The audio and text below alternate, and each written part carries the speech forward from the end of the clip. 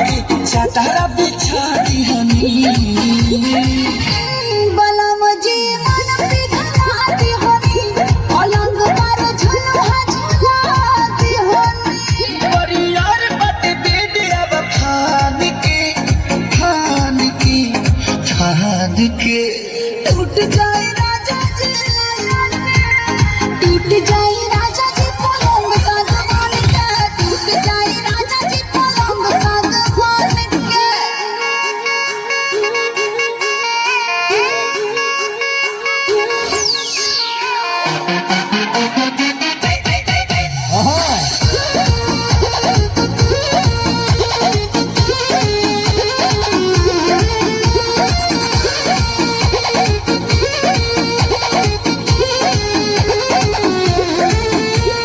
बने तब सरमी देहिया में गरमी पैठे लागी गो